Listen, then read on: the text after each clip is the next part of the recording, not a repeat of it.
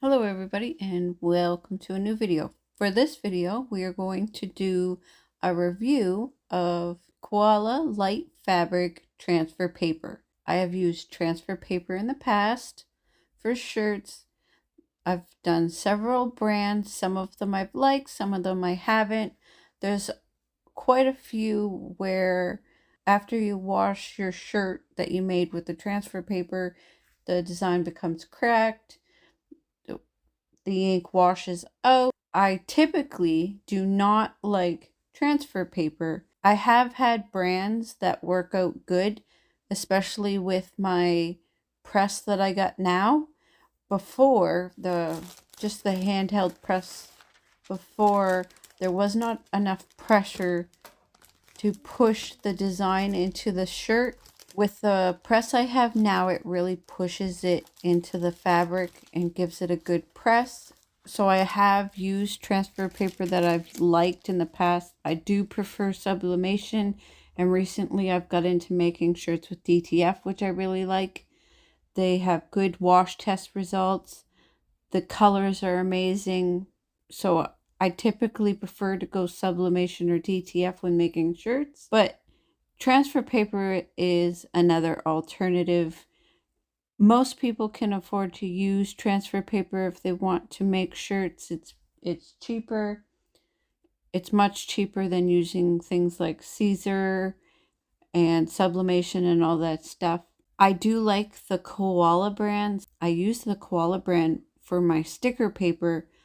I think that it is one of the best sticker papers I've come across.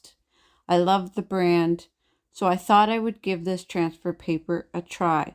So let's see how well it works.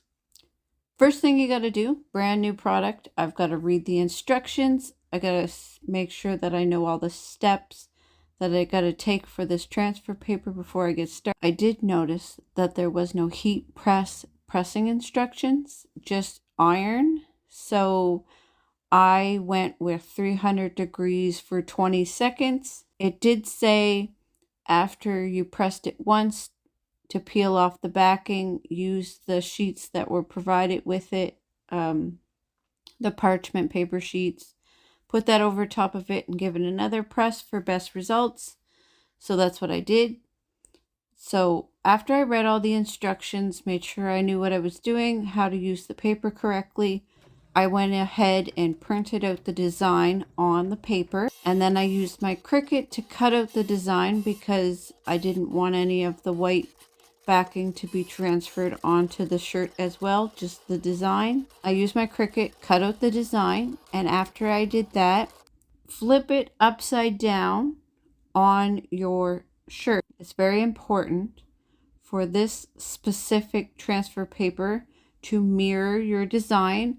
Some transfer papers do not require you to mirror your design because of how they go on the shirt. You usually peel off the backing, you lay it design up, but this is you lay it design down and keep the backing on and use it to press it into the shirt as like a protective layer between the design and the heat source that you're using. So after I cut it out, I then went to my heat press, which I preheated while it was cutting.